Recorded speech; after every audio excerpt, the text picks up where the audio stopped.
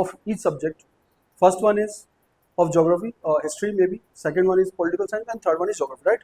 मैं आपको तीनों सेशन दूंगा आज ही, ठीक है? ऑलराइट, ठीक है? आप अपनी बुक निकालो अगर आपके पास बुक वगैरह हो तो, और मैं स्टार्ट करता हूँ, ठीक है?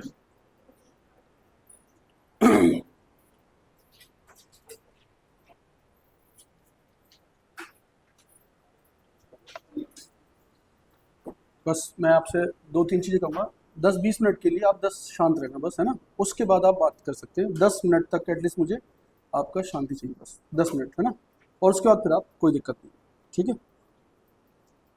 स्टार्ट करें? Shall we start? So what is the first chapter?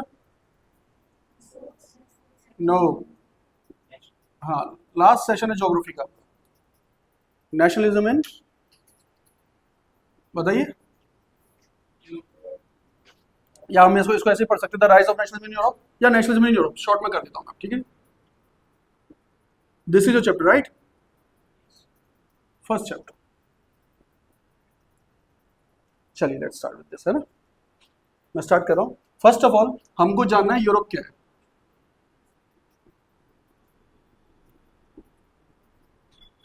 Can you tell me what is Europe? What is the pronunciation of Europe? Europe का प्रोनाउंसिएशन क्या है और यूरोप क्या होता है? What is Europe? Is a continent, right? ये क्या है? एक कॉन्टिनेंट है। Do you know how this name came? ये नाम आया कैसे? जानते हैं आप? नहीं जानते? The name and the meaning of this name is, देखिए, न्यू होप। क्या मतलब इसका? New hope, correct?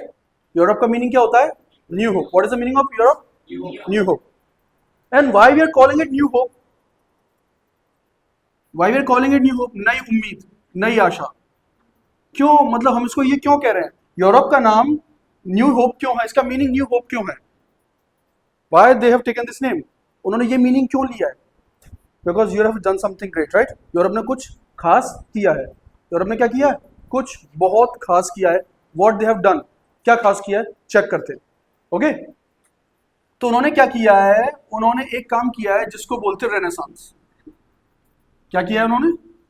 Renaissance, right? उन्होंने क्या काम किया है?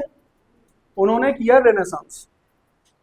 अब आपको मुझे एक मीनिंग बताना पड़ेगा, रेनेसांस क्या है, फिर आपको समझ में आएगा कि यूरोप ने ये मीनिंग क्यों लिया है, उन्होंने यही वर्ड क्यों चूज किया अपने कॉन्टिनेंट के लिए। और जब आप इसका मीनिंग समझ जाएंगे, जब आप ये वर्ड समझ जाएंगे, when you get this word, तब आपको फील आएगा कि ये वर्ड नेशनलिज्म यही क्यों आया सबसे पहले दुनिया में। Nationalism only came in Europe first, क्यों वहीं पर सबसे पहले क्यों आया? उसका कारण इसमें छुपा है, इसमें और इसमें और देन इसमें। तो पहले मुझे आपको ये डिकोड करना पड़ेगा, then I will decode this one and then we come to this, फिर हम इस पे जाएंगे, राइट? तो लेट्स स्टार्ट विद दिस। कोई मुझे बता सकता है रेनेसांस क्या होता है गाइस? हाँ, आप लोग बता सकते हैं मुझे कि रेनेसांस क्या होता है? कोई आइडिया? आज कभी वर्ड सुना हो आपने पहले, कभी आपके स्कूल वगैरह में, डीपीएस या इकोल या काशी का कोई भी स्कूल, एनडब्ल्यूएस, आपने सुना हो कहीं? हाँ, सुना है? नहीं सुना, ठीक है। इसको पहले हिंदी में बता रहा हूँ, फिर आपको मैं इसको इंग्लिश में बताता हूँ। इसका मतलब होता है पुनर्जागरण। क्या होता है? क्या होता है? मतलब टू गेट अवेयर। अब एक स्टोरी सुनना और स्टोरी सुनने के बाद इसको एनालाइज करना, और मैं मार्कर रख रहा हूँ यहाँ पर, और आप एक स्टोरी सुनेंगे मुझसे 5 मिनट के लिए, देन एनालाइज कि ये है क्या, कितनी बड़ी फिलोसफी है। Renaissance is the biggest philosophy which Europe has get in 17th century. Europe आज दुनिया की सबसे सेफेस्ट कॉन्टिनेंट, यूरोप आज दुनिया की सबसे सेफेस्ट प्लेस, पीस, काम, डेमोक्रेसी, सेकुलरिज्म, वहां पे सब कुछ है, just because this word. This is a huge word guys, ये छोटा शब्द नहीं है, इट्स अ बिग वर्ड। अगर दुनिया के किसी भी देश में ये वर्ड आ जाएगा, आई विल टेल यू, वो चेंज हो जाएगा कंप्लीटली, 360 चेंज हो जाएगा। If you want to change yourself, please know this word. If you want to change this country, know this word. What is renaissance? I am telling you what is renaissance. Renaissance is a philosophy. Renaissance क्या है? एक philosophy है जिसमें इंसान कुछ सोचना change करता है। क्या करते हैं वो लोग? सोचना चेंज करते हैं। I don't know how do you think, मुझे नहीं पता आप लोग कैसे सोचते हैं, but they think completely change. वो हमसे बिल्कुल अलग तरीके से सोचते हैं, बिल्कुल डिफरेंट सोचते हैं। क्या सोचते हैं ऐसा कि वो आज हमसे आगे चले गए? Why they are so rich, why they are so developed? क्यों यूरोप इतना शांत है, इतना डेवलप्ड है, इतना पीस है वहां पर, इतना पैसा है? उसका रीजन क्या है? Why they never get into the war? वो कभी वॉर में क्यों नहीं उतरते? टेल मी गाइस, क्या आपको पता है क्यों नहीं उतरते वो वॉर में? उसका एक सिंपल सा रीजन है, and a simple the reason is renaissance. तो बताता हूं मैं आपको रेनेसांस क्या है। Now nothing, now consider one thing, okay? मैं आपको एक चीज बता रहा हूं, सोचना बड़े ध्यान से। मैं आपसे कह रहा हूं just change your mentality for in a second. क्या आप अपनी मेंटेलिटी चेंज कर पाए एक सेकंड में? कभी नहीं कर सकते। कुछ बहुत बड़ी चीज मुझे हिट करनी होगी आपको चेंज करने के लिए। इंसान कब चेंज होता है? जब उसके साथ कुछ बहुत बड़ा हैपन होता है, कोई बड़ा एक्सीडेंट, कोई बड़ी सोच, कुछ बड़ा कुछ हो जाए, तब वो चेंज होता है, राइट? घर में किसी की डेथ हुई, देन ही विल चेंज। वरना घर पे कुछ बहुत क्रिटिसाइज किया पापा ने, बेटा ढंग से काम नहीं करता, क्या कर रहा है, बहुत क्रिटिसिज्म मिलता है, माँ बाप से पिटते हैं, तब हम जाके चेंज होते हैं। आसानी से कोई चेंज नहीं होता। तो यूरोप भी आसानी से चेंज हुआ है। कुछ हुआ था, तो हुआ कब था? लिखिएगा, हुआ था 14th सेंचुरी में। कब हुआ था? 14th सेंचुरी में। क्या हुआ 14th सेंचुरी में? 14th सेंचुरी में यूरोप के अंदर एक चीज चल रही थी जिसको बोलते हैं हम द एज ऑफ डार्कनेस। क्या चल रहा था? The age of darkness. क्या चल रहा था guys? The age of darkness. And the age of darkness क्या होता है? Europeans were the bullshit people. मेरी बात सुनिएगा ध्यान से। Europeans were so superstitious, they were highly superstitious. इसका मतलब क्या है? वो भयंकर अंधविश्वासी थे। They were highly communal people, वो बहुत ज्यादा धर्म में यकीन करते थे। दे वर हाईली ऑर्थोडॉक्स, बहुत कट्टर थे। दे do not believe in equality, they do not believe in gender equality, they do not believe in secularism, they believe nothing, they were only foolish kind of people, stupid bunch of people।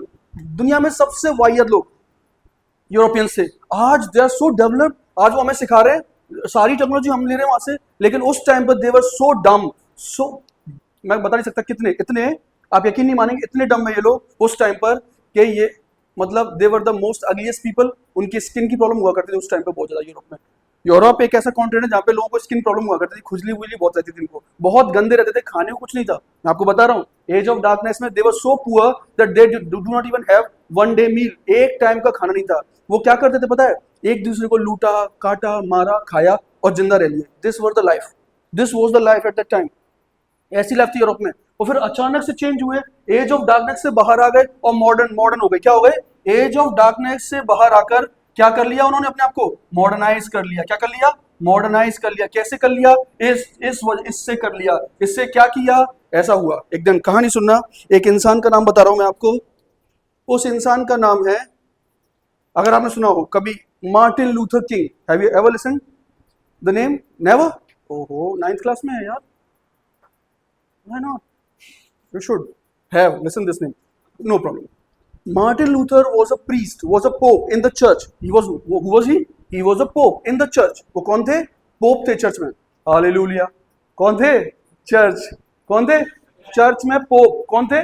Pope. In the name of the Jesus, ये सब करते थे। मतलब पूरा preach करने का होता था उनका। प्रीच करना, क्या करना है? प्रीच करना है, ठीक है। अब प्रीच करते थे। व्हाट दे हैव सीन, एक चीज उन्होंने देखा वहां पर, कि वहां पर प्रीस्ट लोग थे ना, वो आम कॉमन पीपल को बोल रहे थे कि आप हमारे पास आओ और हमसे पैसे लो, वो हमको पैसे दो और हम तुम्हारी सीट बुक करते हैं हेवन में। क्या बुक करते हैं? सीट। कहाँ बुक करते हैं? हेवन में। बोले कितने पैसे चाहिए सर आपको सीट बुक करने के लिए? Sir around 2 lakh rupees. Sir बस इतने कम रुपए में हमें हेवन में सीट मिल जाएगी? कि हाँ सर आप आइए। And you won't believe, next day there will be a long queue. इतनी लंबी लाइन लग गई चर्च के बाहर कि सब लोग 2-2 लाख रुपए लेके आ गए, जो भी वहां के रिच लोग थे, और वहां से कह रहे हैं कि सर ये लीजिए 2 लाख रुपए और हमारी सीट बुक कर दीजिए। कहां पर? हेवन में। अच्छा जी, they were so excited to go to heaven. वो बहुत एक्साइटेड थे हेवन जाने के लिए। हेवन क्यों जाना है लोगों को? हेवन कब जाएंगे आप? शाबाश। तो यानी कि इनको मरना होगा, पॉइंट ना। बिना मरे जा सकते हैं क्या? ठीक, हेवन पहुंचेंगे। 2 लाख रुपए का कॉन्ट्रैक्ट है, प्रीस्ट ने साइन किया, मार्टिन लूथर किंग ने। एज ऑफ डार्कनेस में क्या मांग रहे हैं priest? 2 lakh rupees for fixing a seat, वहां पे रिजर्व करने के लिए क्या आपकी एक सीट। ठीक है, मार्टिन लूथर किंग देखता है कि मेरे जो फ्रेंड है, जो क्योंकि वो भी एक प्रीस्ट था। मार्टिन लूथर कौन था? एक प्रीस्ट। उसने कह दिया मेरे दोस्त लोगों को बेवकूफ बना रहे हैं। There is no place like heaven. Heaven नाम की कोई जगह नहीं होती। नोबडी हैज सीन इट, किसी ने इसको आज तक देखा नहीं है। Nobody has gone it, nobody has experience it, किसी ने इसको एक्सपीरियंस नहीं किया है। तो फिर ये कैसे बेच रहे हैं? और इनका कनेक्शन कैसे बन गया हेवन से? बिना मरे आप हेवन कैसे जा सकते हैं? ये लोग कैसे सीट बुक कर रहे हैं? आपको लॉजिक समझ में आ रहा है मैं क्या कहना चाह रहा हूँ? मैं आपसे कह रहा हूँ please give me 2 lakh rupees और I give you seat in heaven. How come this is possible? कैसे पॉसिबल है ये? टेल मी, कैसे पॉसिबल है ये? क्या ये पॉसिबल है? मैं आपका काट रहा हूँ, इसको कहते हैं हमारी मुरैना की लैंग्वेज में काटना। काटना समझ रहे हैं? बेवकूफ बनाना। ठीक है ना? आ रही बात समझ में? मैंने आपसे 2 लाख रुपए लेने हैं बस, और आपका मैं सत्यानाश कर रहा हूँ। और it was happening in that time, लोग लाइन में लगे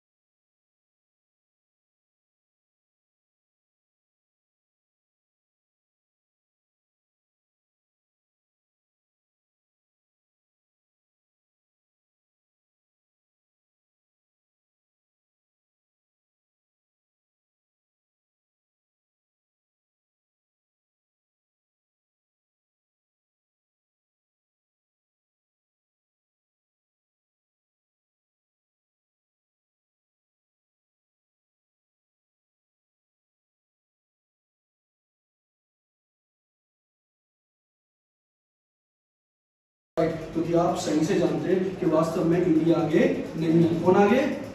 लेकिन मुझ जैसे कुछ बेवकूफ आएंगे सिखाने वाले प्रीचर्स जो कहेंगे नहीं इंडिया इज विश्व गुरु, यस, और आप उस बात में आ जाएंगे और फिर आप भूल जाएंगे प्रोग्रेस करना, क्योंकि आपने मान लिया कि इंडिया ऑलरेडी क्या है। फिर you stop your efforts to become विश्व गुरु, राइट? फिर आप क्या कर देंगे? आप अपने एफर्ट्स बंद कर देंगे। नहीं यार, इंडिया ऑलरेडी विश्व गुरु है ना, वी डोंट नीड दिस। आप छोड़ देंगे या सुनो, छोड़ेंगे, और छोड़ते ही यूएसए फिर से आगे और आप वहीं के हो। Get the idea? तो आपने लॉजिकली बोला यूएस आगे, लिटरली है। They have money, they have power, they have weapons, they have everything. They have healthcare facilities, they have social justice, they have social securities, they have peace, they have calm. We have nothing. Nothing. इसमें से कोई भी चीज हमारे पास नहीं। फिर भी हम समझते इंडिया इज सो, जब तक आप जानेंगे नहीं ये, तब तक आप इसको महान मानते रहेंगे। Please stop doing this. Question कीजिए। This is what Hindustan says. यही सीखा यूरोप ने सीखा। अब यूरोप के लोग इनोवेशन कर रहे हैं, उनके अंदर उम्मीद आ गई कि अब हम कुछ कर लेंगे। इसी वजह से उन्होंने अपने कॉन्टिनेंट का नाम क्या रखा? और न्यू होप आज पूरी दुनिया पे लीड कर रहा है। और इसी कंट्री में, ऐसी पढ़े लिखे समझदार लोग कंट्री में बाद में क्या गया? नेशनलिज्म आ गया। क्या गया? नेशनलिज्म आ गया। कैसे आया नेशनलिज्म? कैसे आया नेशनलिज्म? क्योंकि समझते हैं, नेशनलिज्म समझते हैं कि छोटे छोटे रहेंगे, बटेंगे, लड़ेंगे आपस में, डेवलपमेंट नहीं होगा। यूनाइट हो जाओ, आर्मी बड़ी करो और रूल करो। क्या करो? इसीलिए वहां पर क्या है? कहां पर? यूरोप में क्या है? नेशनलिज्म। आपको मेरा आइडिया समझ में आया कि यूरोप में क्यों नेशनलिज्म है? आया समझ में? आया? Are you sure? Alright, let's go ahead. तो बताइए नेशनलिज्म क्या होता है? अगर आप मुझे बता पाए ना तो मैं समझूंगा आप भी रेनेसांस हैं। और अगर आप मुझे नहीं बता पाए, आप चुप रहे किसी कारणवश, आपने एफर्ट नहीं डाला, तो मैं सोचूंगा आपने ये मान लिया है कि इंडिया इज विश्व गुरु। अब आप देख लो, आपको चॉइस, आपको डिसाइड करना है कि आप किस लाइन में खड़ा होना चाहते हैं। It's on you. Tell me what is nationalism?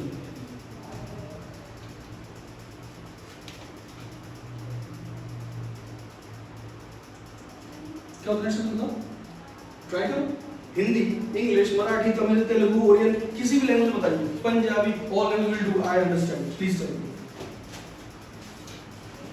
Any language will do, please try, say something, please don't keep quiet. कुछ भी कहिएगा, जो भी आता है, then I will get to know कि आप क्या जानते हो, फिर मैं आपको हाँ ट्राई प्लीज। नो? कोई? अनु, जानवी, लेट ट्राई। और कोई? बाकी अभी मैं अगर आपके नामों से कोई दिक्कत नहीं ना, और लास्ट तक रहूँगा, मेरे नाम बहुत मुश्किल से याद होते हैं, तो मुझे माफ कीजिएगा ना। बताइए, ट्राई कीजिए, व्हाट इज नेशनलिज्म? आप ट्राई करना चाहेंगे? Let me try, please give a try. Take a change in the country. जी, take a change in the country. Take a change in the country. हां ठीक है, 50% करें। ठीक है, नाइस ट्राई। क्या what's your name? Abhinav, you are right. 50% you are right, almost 60%। Nice try. और वाह, क्या बढ़िया शब्दों में बता दिया उन्होंने, अपनी कंट्री से प्यार करना। ऐसा कोई और बच्चा जो ये कहना चाहता है? कोई भी यहाँ पर है? कोई भी हो जो ये कह पाए कि अपनी कंट्री से प्यार करना नेशनलिज्म होता है ना? और भी बच्चे हैं बहुत सारे जो इनकी इस बात का समर्थन करेंगे। Alright, one good, very good. कम से कम कहने की हिम्मत तो है। Very good, nice, that's what we want. और बताइए, और कौन है यहाँ पर जो ये चाहते हैं कि प्यार करना देश नेशनलिज्म होता है? बताइए प्लीज, कम ऑन ट्राई। आप नहीं कहती हैं? क्या कहती हैं? बताइए खुल के बोलिए, कुछ भी, कोई इशू नहीं है। अरे मैं भी डम हूँ, सब डम है यहाँ पर, whole world is dumb, don't worry. मैं आपसे बता तो इतना सा हल्का सा ज्यादा जानता हूँ बस, और कोई डिफरेंस नहीं तो आप में और मुझे बताइए। No one, please don't know this, please try. हाँ, हमारी कंट्री बेस्ट है, वह सबको ज़्यादा ये सोचना national.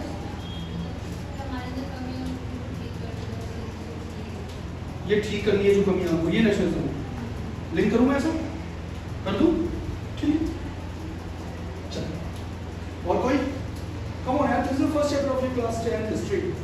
Very important, 5 marks, around 7 marks I guess, right? चलो लो, लिखिए। देखना मैं बोलता हूँ, देखिए मैं देखता हूँ कैसे लिखते हैं। देखिए extreme love for a country क्या होता है?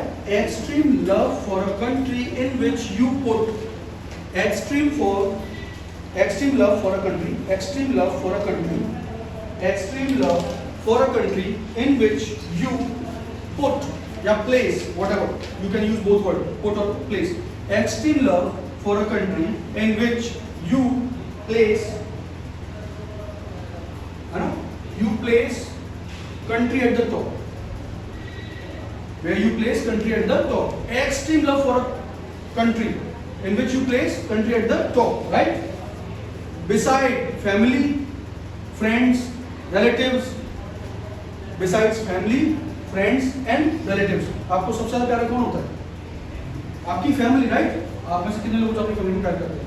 Almost all. ऐसा कोई है जो नहीं करता है? देखो मैं नहीं करता हूँ। I don't love my family, है ना? मैं थोड़ा विद्रोही टाइप का इंसान हूँ। I don't love my family, but I love my country. ना मैं अपनी कंट्री को प्यार नहीं करता। I do not love my country, but I love. Listen. I do not love my country, but I love to change the system. मुझे देश से प्यार नहीं, because country is nothing.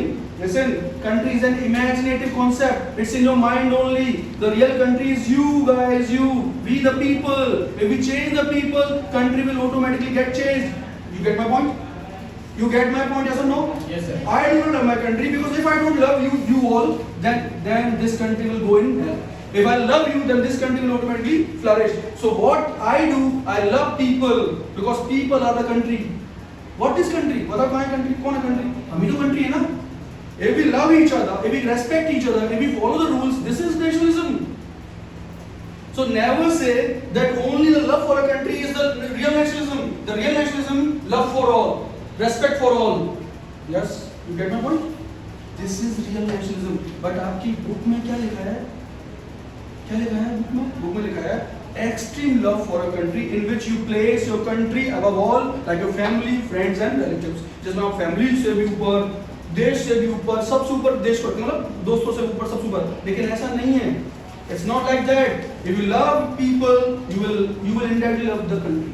समझ में है? लोग ही देश होते हैं. कौन होता है देश, बताइए? आप किससे प्यार करते हैं देश में? किससे प्यार करते हैं? अहमदाबाद में प्लेन क्रैश का दुख है कि प्लेन में मरने वालों को, बताइए? हमें लोगों से मतलब होना चाहिए. लोग देश होते हैं. प्लीज अपने फैक्ट्स क्लियर करें. करेक्ट? तो नेशनलिज्म क्या होता है? What is nationalism? Extreme love for a country where we put country at the top beside our family, friends and relatives. This is what the definition according to your class 10, but not mine. Not mine, guys. I do not believe in this definition at all. I do not believe in this definition. This is not the perfect definition. I love people. I respect people. I want to respect the rules of this country. That is my nationalism. This is my nationalism. If I hurt you anytime, anywhere, any time in this world or in this country, I'm not nationalist. अगर मैं आपको hurt कर रहा हूँ, how would I be a nationalist? Tell me, come on. You are also this part of this country. If I hurt you anyhow, emotionally, physically, socially, politically, I'm not nationalist. What am I then? I'm not national at all. Like people are doing corruptions. Are they nationalists? Tell me, not at all. एक इंसान drugs बेच रहा है. Is he nationalist? वो भी कह रहा है मैं भी देश को बहुत प्यार करता हूँ, but actually he is not because he is selling the drugs. Yes or no? आपको मेरी बात सुनिए. बताओ ड्रग्स बेचने वाला कैसे देशभक्त हो सकता है? बताओ मुझे. वो भी देश का आदमी है ना, पर वो देशभक्त कह रहा है मैं भी देश को प्यार करता हूँ, पर एक्चुअली वो देश को प्यार नहीं कर रहा है. वो देश को प्यार करने के नाम पे. That is not nationalism. Nationalism is when you actually do what is right. क्या है nationalism? When you actually do what is right. जब आप सब कुछ सही करते हैं according to the need of the people, तब आप nationalist कहलाते हैं. I don't know आपको कौन सी definition दी गई है, मुझे नहीं पता, पर मेरी डेफिनेशन इतनी सी है कि मेरी वजह से किसी को प्रॉब्लम ना हो. मुझसे बड़ा नेशनलिस्ट धरती पे कोई नहीं है. जरा भी प्रॉब्लम, अगर मेरे दरवाजे खोलने से भी कोई डिस्टर्ब हो जाए तो this is my fault. I am not nationalist. मेरा नेशनलिज्म तब बाहर आएगा जब आप खुश हैं, मैं खुश हूं, देन इट इज करेक्ट. तो आपने डेफिनेशन ले लिया. क्या डेफिनेशन है? What is the definition? Tell me. Extreme love for a country in which you place country at the top besides your family, friends and relatives. This is the definition of class 10 nationalism in Europe chapter 1 for nationalism. Correct? Right? All right. अब थोड़ा सा आगे बढ़ते हैं. आपने nationalism ही क्यों चुना? Why the NCERT and CBSE decided to put this chapter in class 10? Because it is the important class. Class 10 is board. Why they have chosen this chapter? उन्होंने यही चैप्टर क्यों चूज किया? ऐसा कुछ तो होगा ना इस चैप्टर में जो कुछ चेंज कर सकता हो, because you are in a class which is very important, right? और उसमें आप ध्यान से पढ़ते हैं, ऐसे तो नहीं पढ़ते हैं. तो उन्होंने कुछ सोच समझ के रखा होगा इस चैप्टर में. वो चाहते हैं कि आप एक्चुअल नेशनलिज्म का मीनिंग सीखें. चलिए समझाते हैं एक्चुअल नेशनलिज्म का मीनिंग. तो स्टार्ट करें आगे.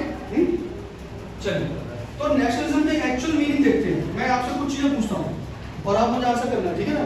मैं आपसे कुछ चीजें बहुत बेसिक बेसिक चीज पूछ रहा हूँ और आप मुझे आंसर करना कि क्या नेशनलिज्म इन यूरोप चैप्टर से ही आप नेशनलिज्म सीख सकते हैं?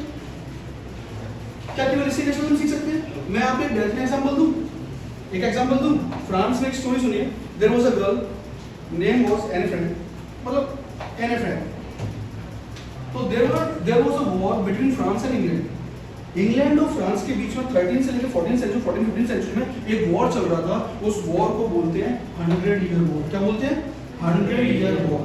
और 100 ईयर वॉर में इंग्लैंड और फ्रांस आपस में लड़ रहे हैं और 98 ईयर तक फ्रांस हार रहा है. कितने साल तक हार रहा है? 98 ईयर तक फ्रांस हार रहा है और 98% हार चुका है. तो कितने साल बचे? कितना परसेंट बचा है फ्रांस के पास लैंड? 2%. अब क्या होगा देखिए. नेशनलिज्म बता रहा हूँ, इससे बेहतरीन एग्जांपल दुनिया में कोई नहीं नेशनलिज्म का. एक लड़की आती है 12 साल किंग के पास. Bourbon dynasty was ruling at the time in the France. And एक लड़की आती है, girl came in the court of that king और आकर कहती है, सर ये लो तलवार. जब मैं तलवार क्यों मेरे पास है? तो सर फिर ये लो चूड़ी. बैंगल दे दिया. क्या दे दिया? आप जैसे राजा के होते हुए हमारी कंट्री 98% तक हार चुकी है. तो मैं क्या करूं फिर? मैंने तो पूरी कोशिश की, हार गया. तो क्या करा? ऐसा नहीं, आप कुछ मत करो, मैं करती हूँ. आप क्या करोगे? तो देखो मैं क्या करती हूँ. उसने वो तलवार उठाई वहां से और सीधा कहां चली गई?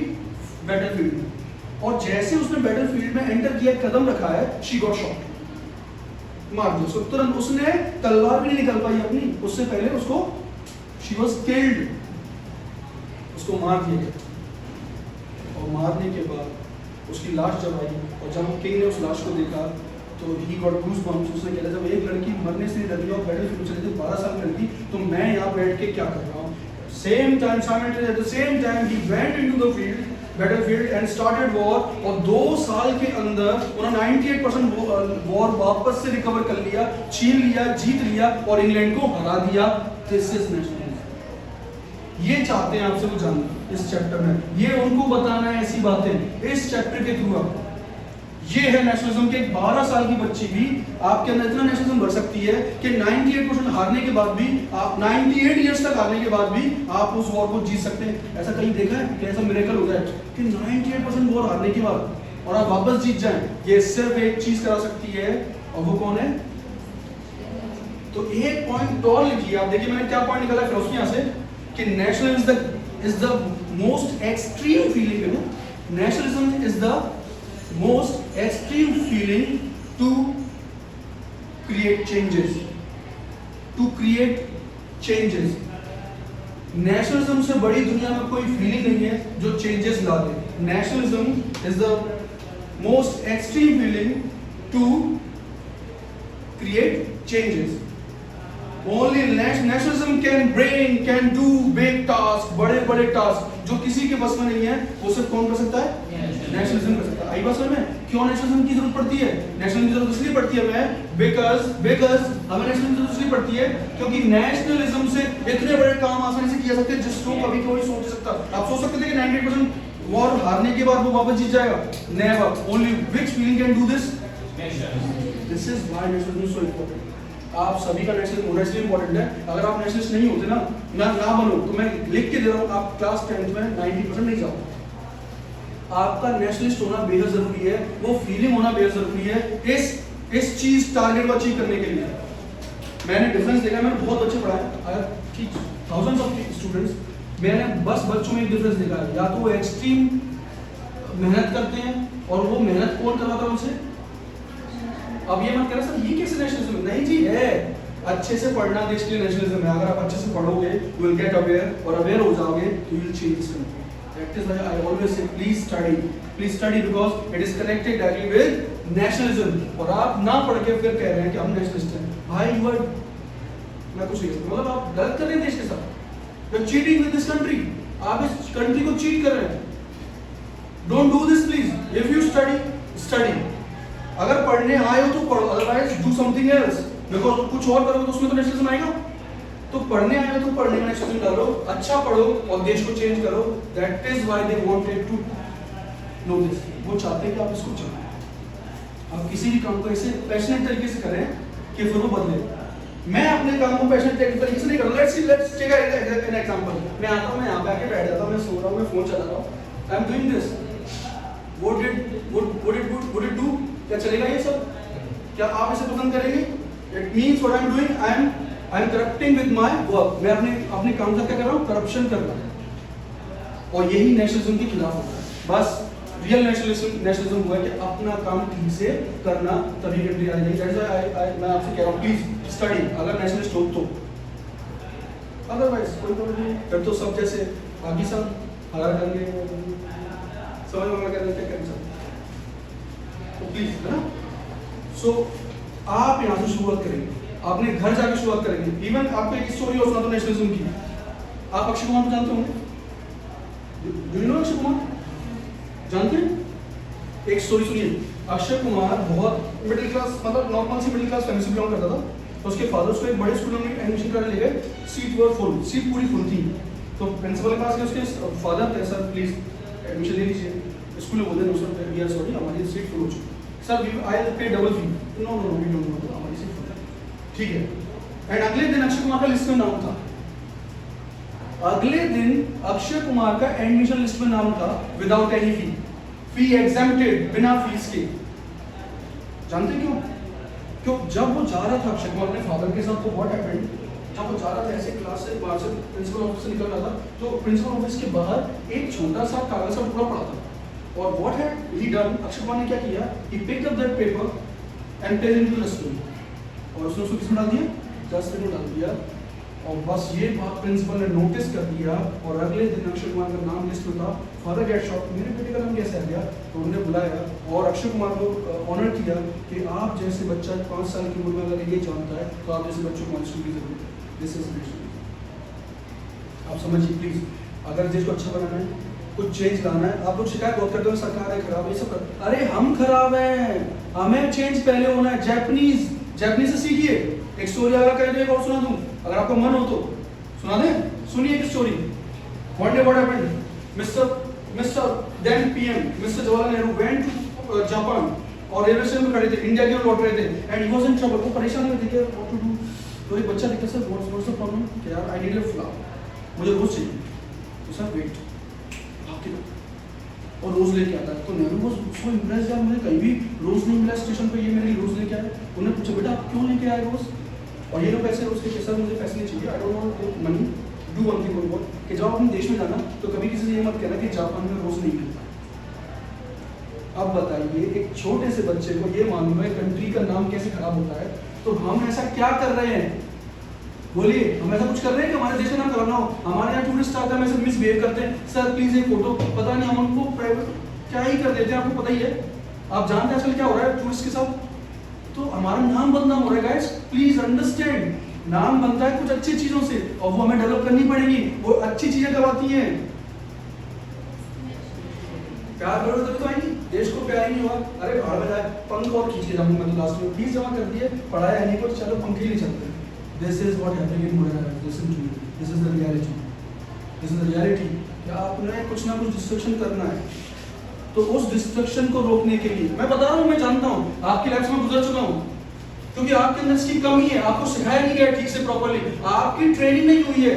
एक अच्छा नागरिक बनने के लिए ट्रेनिंग होती है, और SST teachers you the training that makes you nice citizen of this country. SST वो ट्रेनिंग देती है कि आप एक अच्छे इंसान बन जाए, that is what SST is. अगर एसएसटी इसलिए पढ़ रहे तो पढ़ना, अदरवाइज प्लीज लीव इट, बस रटो, पास हो, get the hell out of here, right? I am not to say this, but मैं इसलिए कह रहा हूं क्योंकि यही कर रहे हैं ना लोग। चेंज कहाँ आ रहा है, टेल मी। अगर आपके आने से यहाँ पर एक चेंज आया, आपके आने से दीवार अच्छी हो जाए, so this is national. I would say आपके आने से माहौल बन जाए यहाँ का, I would say that is national. आपके आने के बाद ये खराब हो जाए, that is not national according to. अगर मेरे आने से यहाँ का माहौल अच्छा हो, चेंजेस आए कुछ, तो नेशनलिज्म। वरना चैप्टर पढ़ने में कोई फायदा नहीं है। तो this is what real nationalism is. ऐसे ही अरे हम देश भक्त ऐसा कुछ नहीं होता है, ऐसा होना है। तो क्या नेक्स्ट डेफिनेशन क्या आई, नेक्स्ट डेफिनेशन क्या निकल गई इसमें, कि to do what is right is the real nationalism. जो सही है वो करना ही क्या है, नेशनलिज्म। उसका नेक्स्ट फीचर, कोर फीचर ये जो सही है वो करना, सॉरी वही नेशनलिज्म। ठीक है, समझ में आई बात, आ गई। ठीक है, फिर मैंने आपसे कहा कि नेशनलिज्म यूरोप में क्यों, यूरोप के मैंने आंसर दिया ना, क्यों दिया, क्यों यूरोप में, क्यों दैट 100 ईयर वॉर। आप समझ रहे हो, एक लड़की ने चेंज कर दिया किसको, फ्रेंच किंग को। हमारे कुछ ऐसा होता है, बताइए, क्या हमारे कभी ऐसा हुआ होगा, हुआ था, आप भूल जाते हैं, हुआ है, इंडिया में हुआ है, तभी तो हम विश्वगुरु थे। अब नहीं है, क्योंकि अब नहीं हो रहा है, तब हुआ था। देखिए मैं आपको याद दिलाऊं, भूल जाते हैं, यू हैव बैड मेमोरी, क्योंकि आप फोन बहुत चलाते हैं, मीम चलाने का मेमोरी रैम बढ़ जाती, तो वो समझ में। मैं बताता हूँ स्टोरी अपना, तो इंडिया में हुआ बहुत शानदार केस हुआ। अगर आपको थोड़ा भी मैं आपको रिकॉल कराऊं तो आप कर लेंगे, कराऊं आप, तो मैं तो रिकॉल करा ही दूंगा, ये तो मेरा काम ही है। आपसे पूछूं मैं 1 मिनट के लिए, क्या आपके पास कोई ऐसा इंसिडेंट है कि भारत में ऐसा कुछ महान हुआ हो? एग्जैक्टली, शाबाश, नाइस, मंगल पांडे। आप जानते हैं मंगल पांडे को, वेरी गुड। लो जी, आंसर आ गया। अब देखिए, ये होती है नॉलेज।